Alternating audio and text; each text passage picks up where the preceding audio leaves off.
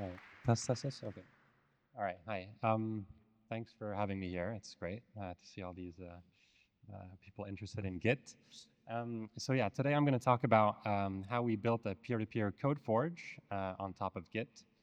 There's a huge amount of material to cover, but I tried to kind of keep the interesting bits to fit it all in 20 minutes.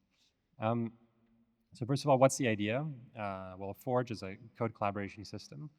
And a peer-to-peer forge, the idea of it is for it to be distributed and decentralized, such that users are in control over their data and their identity and their repositories. Um, so why would we build this? A couple of reasons.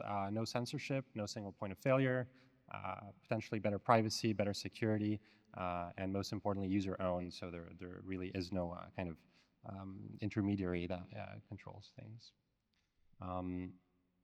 Now, how are we going to do this? So basically, we're going to use Git and add a little bit of magic, but it's not that easy. There's a few things that Git already does really well, and we're going to try to harness. The first one is content addressability, so also comes with the immutability of data, so deduplication and all that stuff. Git also has a very efficient sync protocol, so the pack file protocol and the transfer protocol, these are super efficient. We're going to use those.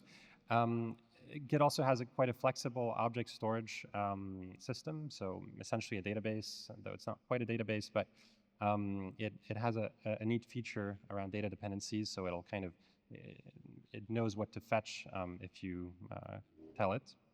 And also importantly, it's local first. So for a peer-to-peer system, this is important because it can work without a network.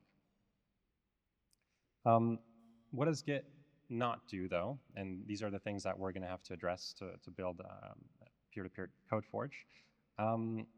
First one, repository discovery and availability. So there is no system in Git that lets you say, okay, like I'm on a network, where do I find so-and-so repo, right? There isn't a system for kind of redundancy or replication in the sense that you want to maintain a certain number of copies of something online. There isn't an idea of repository identity in Git, and this is kind of a tricky one, but essentially given two copies of a Git repo in different locations on the internet, it's not clear whether they're supposed to be the same one or they just have the same code, but one is a fork of the other, for instance. A third, it doesn't have automatic conflict resolution. So we have the GitMerge command, of course, but there isn't anything that would work for things like social artifacts, which is the next topic. So things like issues, code reviews, discussions. If these are happening concurrently on a network, Git doesn't really provide any way to essentially merge multiple histories here.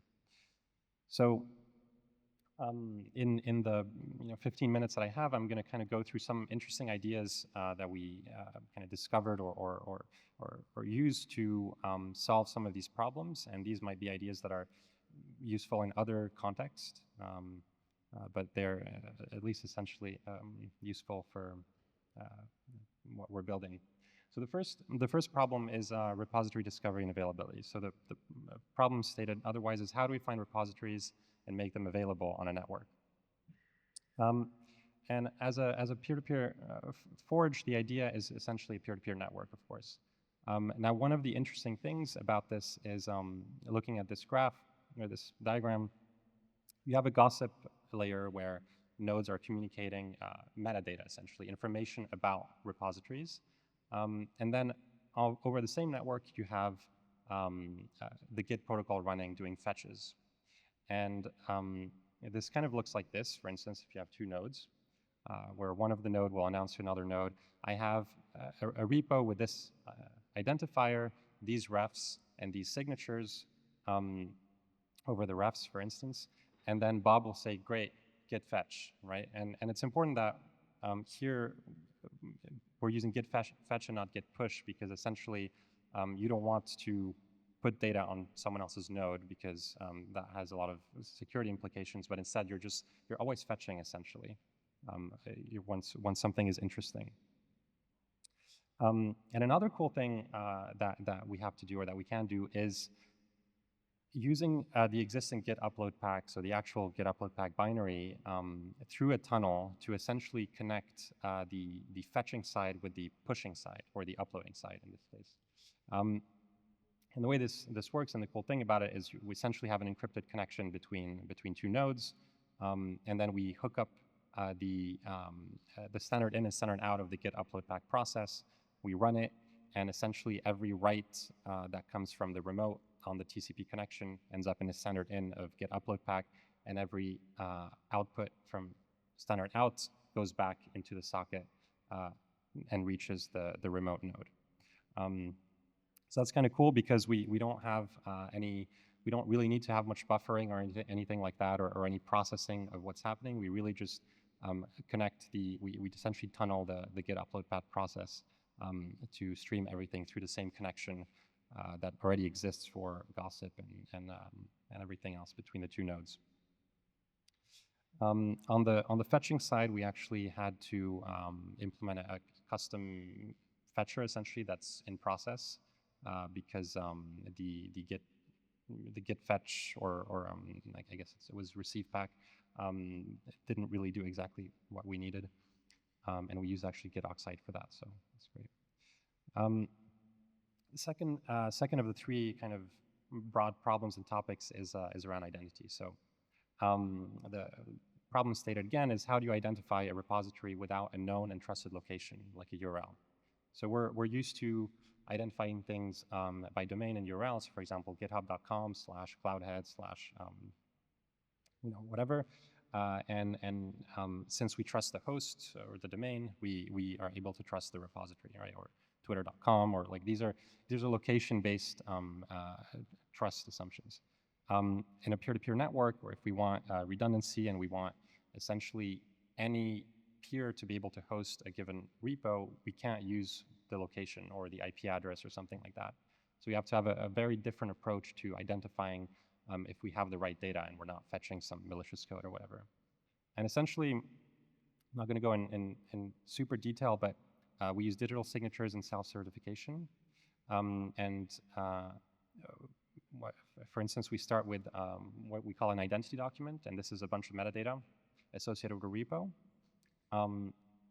There's the usual stuff like a name and description, but then we have this this array of delegates, and these are public keys, cryptographic keys, and we have a threshold. And what we're saying is that these are kind of the trusted keys or maintainers of the repository, and only refs essentially that they sign are going to be valid, right? And the threshold of 2 means that any 2 delegates needs to sign a given ref with a given OID, or like commit hash, for that to be considered canonical or like authoritative, right? And this is kind of cool, because like if you've used things like multisigs and things like that, it kind of works the same way, and you're able to have interesting trust setups where maybe a repo is essentially not owned by a single person, but it might be owned by a group of people. And what we do is we essentially have a root commit on the left here, and this contains the initial version of the identity document that has the one we saw here.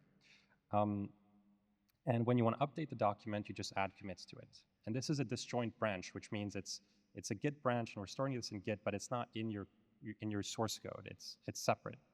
And all it contains in terms of blobs, in terms of files, is this identity document, right? And so you're updating this this document by, maybe you want to change the description or whatever, and the peers receiving the document are verifying each update according to the rules and the keys that are specified.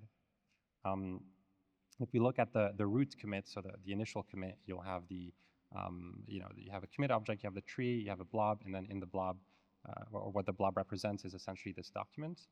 And the ID of the blob is essentially the ID of the repository, the root blob. And so that is immutable, that never changes because it's the initial version, and that's what we use, and of course it's the full SHA-1. That's what we use to request or announce a repository on the network. And then once that's received, we can kind of play back the history forwards in time to verify that every update was made according to the rules of the document. The last thing that I'll talk about is conflict resolution. So the problem is quite simple. If you don't have an authoritative server, but instead you have a bunch of peers on a network and they're all making updates concurrently, asynchronously, maybe some peers are making updates while offline or with bad connectivity. Once they reconnect to the network, you might have conflicts, or you might at least have concurrency, which means updates that happen at the same time, and there's no clear way to order them, right? So you have essentially some things are ordered, some things are not ordered, so you essentially end up with a partial ordering. And one of the cool things that we can do is to essentially represent something, let's say an issue in this case, let's say a discussion or something like that, as a git commit graph. And again, this is not something that would be part of your source code or your source tree. It would be a separate tree. You start with a root commit again, like here we call it open, so it's at the very bottom. And this contains essentially the creation of the issue or discussion or PR or whatever object you want that capability in, so the capability of conflict resolution. And then you might have, like, for instance, you could imagine that the pink nodes are Alice, the orange nodes are Bob, and the blue node is my own, right? So different users are essentially adding different commits to this commit graph. And these commits contain an action. So labeling, commenting, editing, opening and closing issues, these are actions. And one of the interesting things you can see is that the commits, we've modeled essentially kind of causality or data dependencies using the git commit capabilities, which is parent, the parent field of a commit essentially. So let's say the second pink commit there has two parent commits, and that's because it's seen those two actions before it was created, right? Whereas the label, the pink label on the right has not seen the comment on the left. They happen concurrently, so that's why it doesn't point towards it. So you can model things like that, and essentially you end up with commits that kind of look like this. You see they have a bunch of parents, but they're not merge commits. They're actually just saying that I've seen these things, and when I was created, I saw these actions already existed, and therefore I'm pointing to them, and we use that information to then sort that graph, right? So we can then essentially do a topological sort, so a graph sort, that ends up with a partial order, at least in the sense that the concurrent nodes are kind of in an arbitrary order, but the ones that point to each other are ordered by edge, essentially, by dependency. There's another cool thing we can do with this, and it's that, so here, for example, you see there's some trailers in the commit. So there's, of course, the usual stuff. You have a signature also, which is an SSH signature of the person who actually made that change, so commented or whatever. And then there's a bunch of, there's essentially an anchor to an identity document, so that's the document we found, and this is to make sure that they are, that we're able to verify these changes according to a given snapshot of the repository identity and repository rules. But there's also some related OIDs here. You can see them down there. They're also in the parent. They're also commit parent. And this is the idea of data dependencies, where if, for example, this could be like a PR, let's say, and maybe that PR, well, obviously the PR comes with some code, and so putting the parent relationship in there means that when Git is going to be asked to fetch this object, it's also going to fetch the code associated with it. That's a super nice kind of thing we get for free with Git. Okay. Then finally, if we look here at an individual commit, so let's say one of these boxes, right? One of the things that we do that's a little bit different from how Git, I think, was supposed to be used, essentially, is that instead of storing snapshots of a file inside of a commit tree, so instead of storing the entire file, right, which is how Git normally works with your source code, we actually store just the change, so the action or the operation, right? So, for instance, here we have an operation in the commit graph, and there's 3 blobs. There's one blob called 1, one blob called 2, and one blob called manifest. Now, 1 and 2 are operations that the user has made, and this is an atomic. Since the commit is either there or not there, these operations would be considered atomic, as in they both happen at the same time. And you can see there's, for example, a comment that says looks good to me, and a reaction, right? And then we have a manifest in there that just kind of says, hey, the format of this, because this system is supposed to be extensible and upgradable, and this manifest just says the format of these blobs is JSON, for instance. But you could have anything in there, because a blob being binary could store something like automerge or some other binary format for operations. And so when we traverse the graph here, we essentially have an evaluator function, like an eval function that starts with an empty state and applies all of the operations in order onto that empty state to build up something like an issue or PR, and that's then displayed to the user.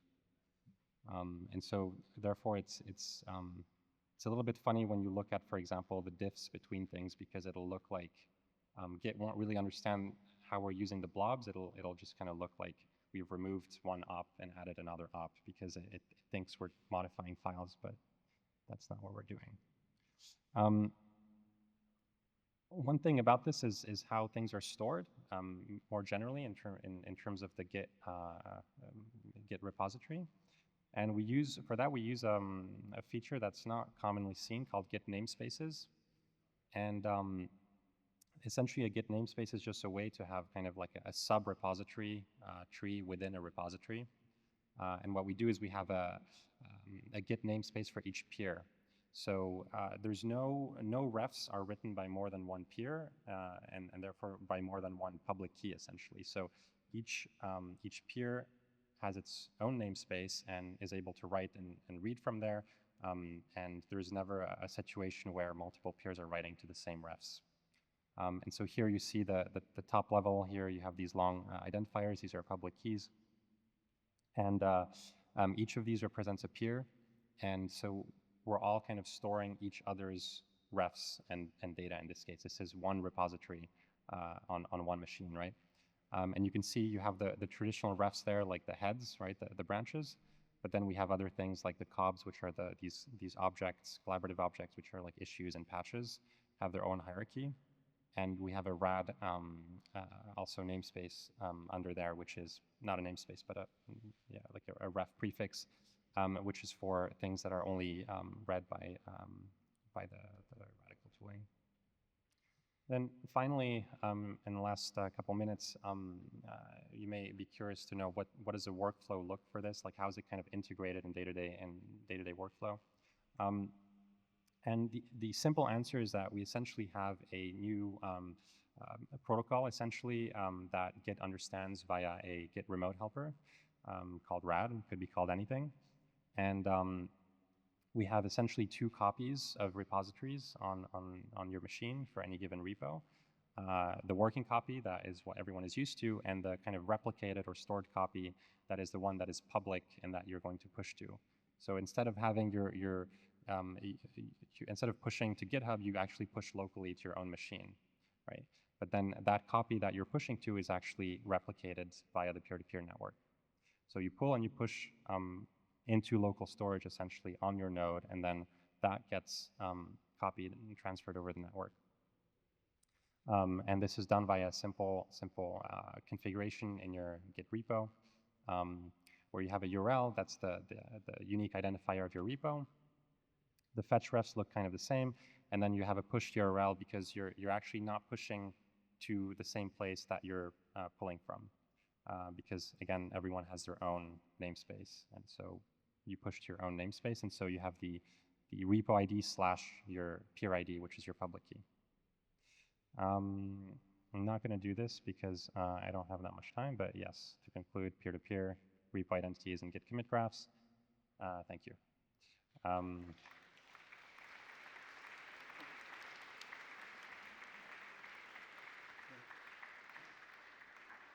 So if you want to learn more, there's a guide that goes into more details, and you can also try it out. Thanks.